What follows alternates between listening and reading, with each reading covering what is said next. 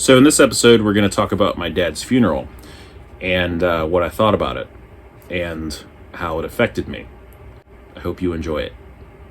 Thank you.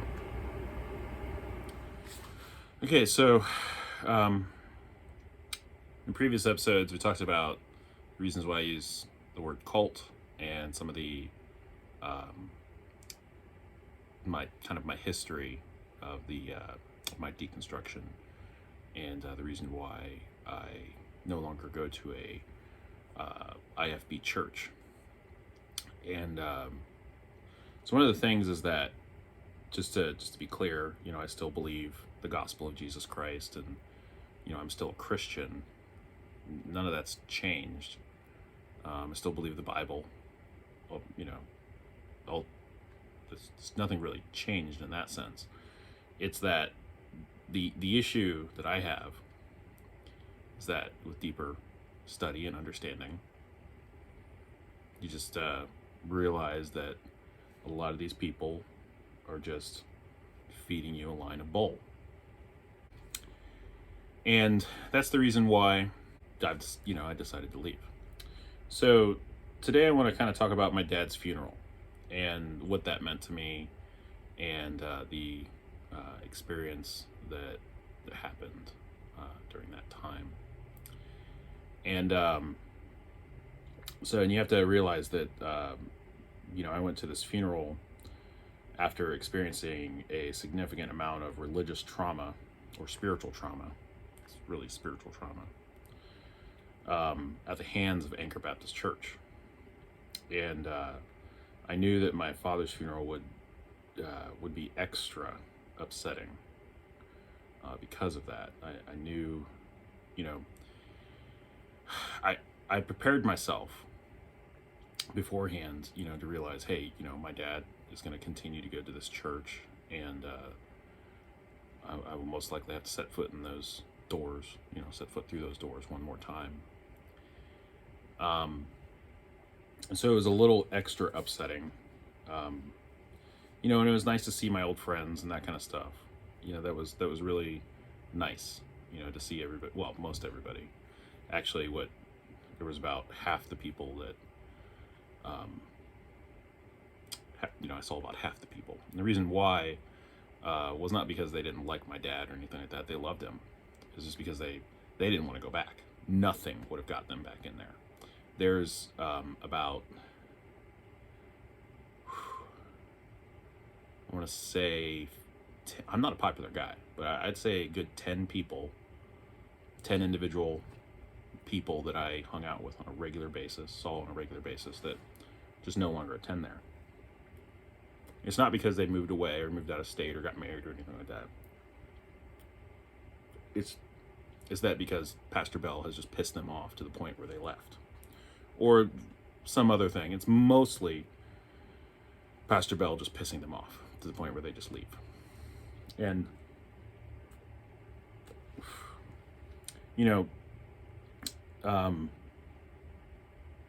for me, it wasn't just directly Pastor Bell, pissing me off directly.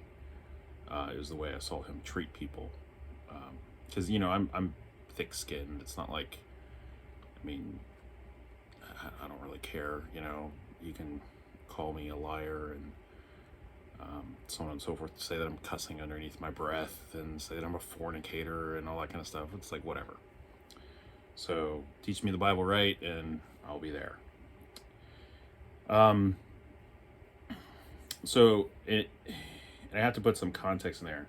So before my father's death, I was trying to understand his relationship with his other children and hopefully reconcile them. Now, I remember my mother coming to me. So my mother is, just in case you don't know this, but my dad was married 3 times.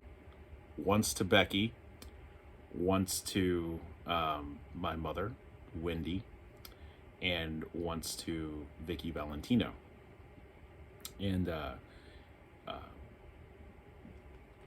Vicky is the widow. So his first wife was Becky. So my mom was the middle. And she's always in the middle. Mommy in the middle.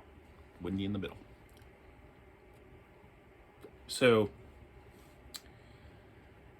I was the youngest out of 6 children.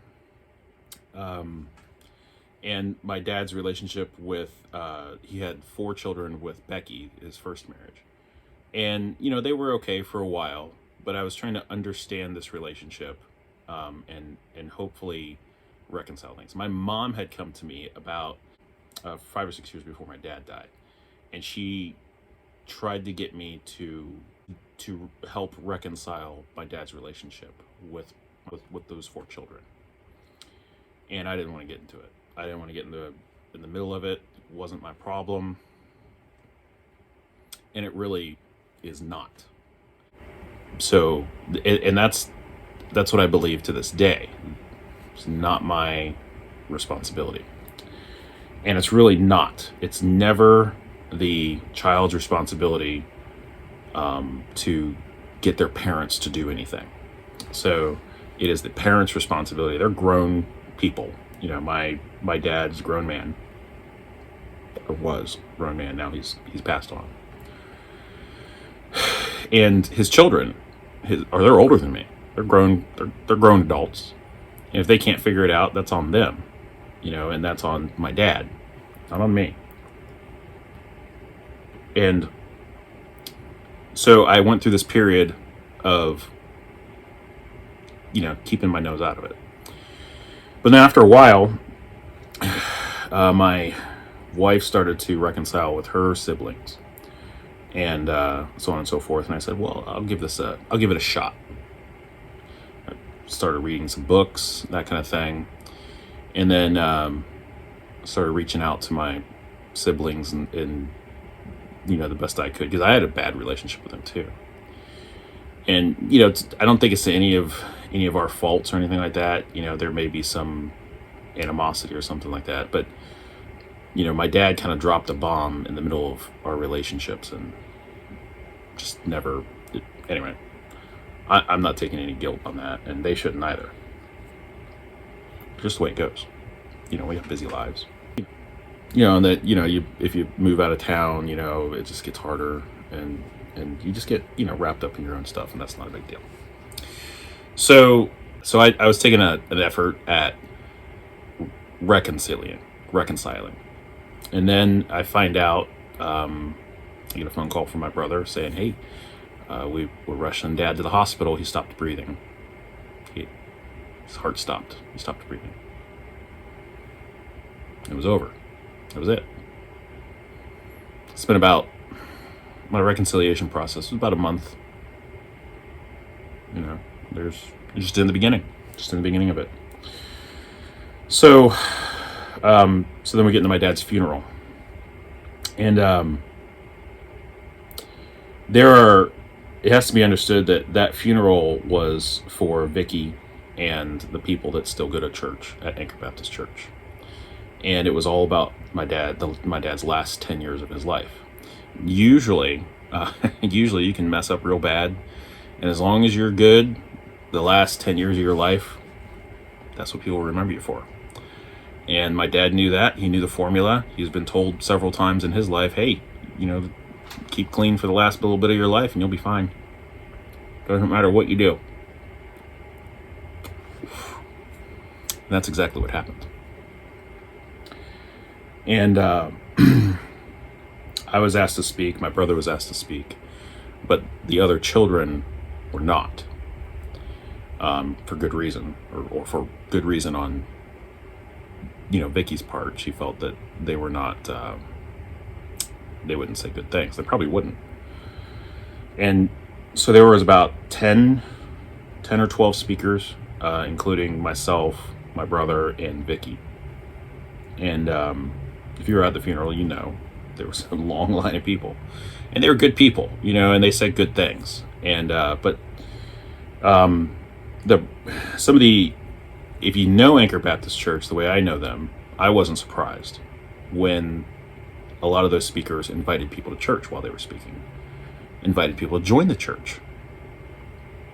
And that's because you always take the opportunity to proselytize as a evangelical, So, not necessarily every evangelical, but definitely in the IFB, you always look for the opportunity. My dad's funeral was an opportunity in their eyes. It wasn't a time of reflection and sorrowfulness. Not at all. It was a time of, if anything, joy and a time of opportunity.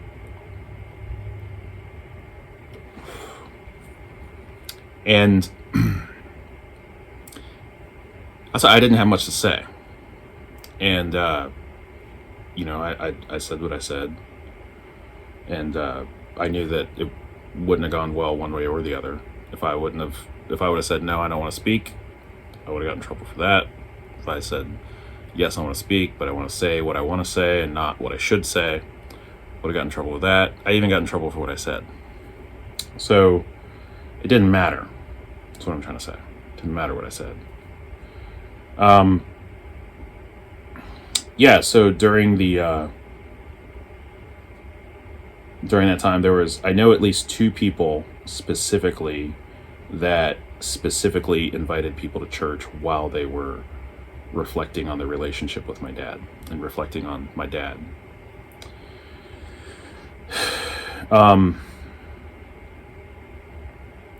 So I want to say also before the service, I was invited to church and to rededicate my life to God. And after the service, by three people specifically after the service. I just want to thank everybody that didn't.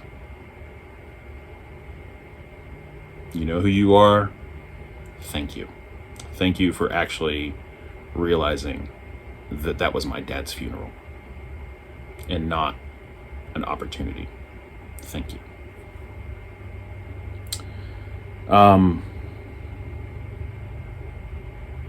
I was approached by several people to come back to church. Come back. And I just want to say thank you to the people that didn't say that. Thank you to the people that realized that they should not do that and that it was inappropriate. I was even told by George Bell that, quote, "We really miss you around here." That was his way of saying, hey, come on back. Not only that, he said it during his preaching. And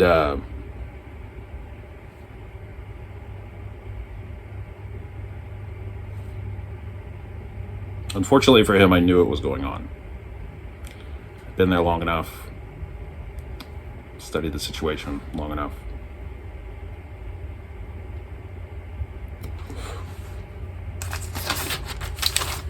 So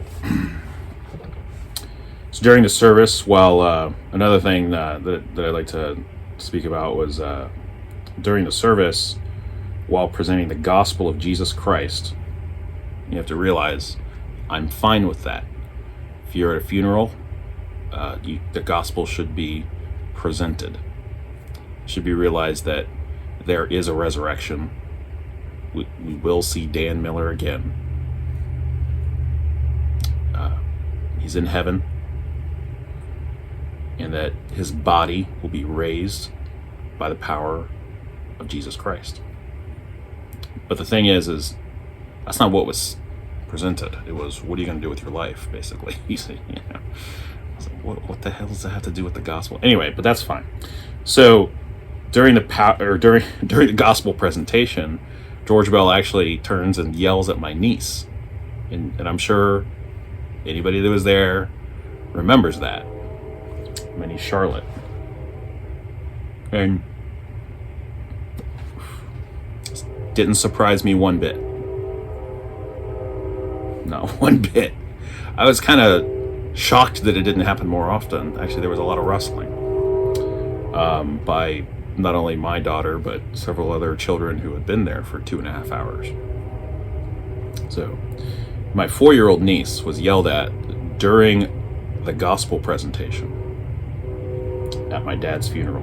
And she had just lost her grandfather, who she spent a lot of time with.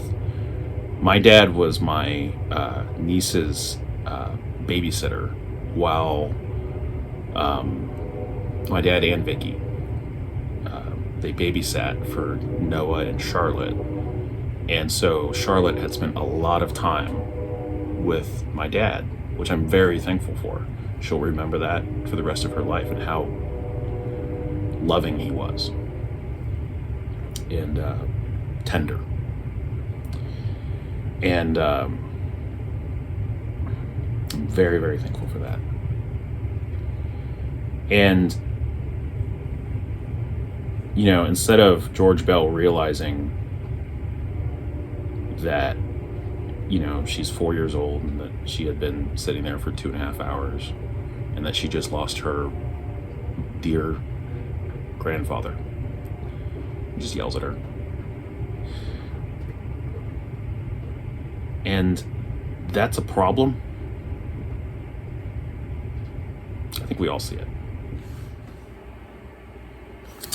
So, so after the funeral, you know, we all go downstairs and we afterwards, and you know, everybody kind of divides up into little camps. I go talk to a couple of people, and you know, I'm approached by a couple of people telling me, "Hey, you know, just come back to church," you know, that kind of thing. It's like, okay, man, sure, it's fine. And luckily, my good friend Ryan Canaday, he comes up and says, "Hey, man, you need to leave. You need to get out of here." And he says, "Hey, give Mariah the keys to the car. You're coming with me." And Ryan does what any friend would do and gets me out of this place of trauma and spiritual abuse and takes me to his house, and we have good conversations about my dad and about who he was. And, you know, we talk for 10 hours about him. And that's what a friend does. You know, he did what a friend would do. And he doesn't invite me to the church he's going to. We just talk about my dad and about how much we loved him. And it was great. That's what a friend does. And that's I think the difference. That's the difference between somebody indoctrinated into the IFB culture. When you're indoctrinated into IFB culture, you take a funeral as an opportunity for evangelism and to grow your organization. And they're just, the people there at Anchor just are not good at it. They're not good at doing what they want to do, which is grow their organization. And so that's what my dad's funeral was about. It was about growing the organization, not about remembering my dad, not about helping the family, you know, in a time of need. And I'd seen this before at other people's funerals.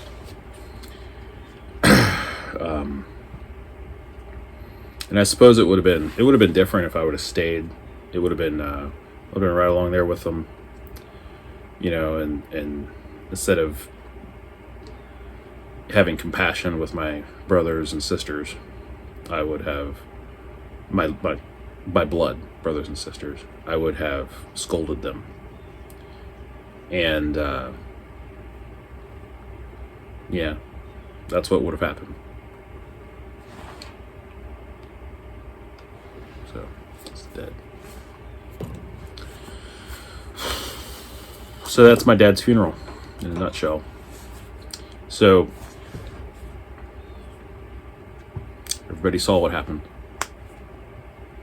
And that is Anchor Baptist Church and the IFB movement. And I was part of that for 8 years. I think 8 years. And now I'm not. I haven't been part of Anchor Baptist Church for at least 5 years, I would say. And I have to say also, one of the reasons, one of the things about going to my dad's funeral is that I learned that I made the right decision to leave. I got to see what they were all about with fresh eyes. And after guarding myself against the emotionalism of the preaching and everything that goes on, and the love bombing and that kind of stuff, I got to see what everything was about. And it's about growing an organization, not about helping people, not about Jesus. So George Bell should have retired 10 years ago. So he should have passed on the reins. I mean, I think the guy's like 75. You just gotta, you get to a point where you just gotta let go, man. Somebody who's just more, I hate to say it like this, just more capable, more on fire, for Jesus, more on fire for the Lord. Just got to give it up. But he won't do that. The guy will never retire. Will never happen. He'll die preaching, or he'll get very sick, or something like that. Something physical will make him leave. So, thank you for listening. Goodbye.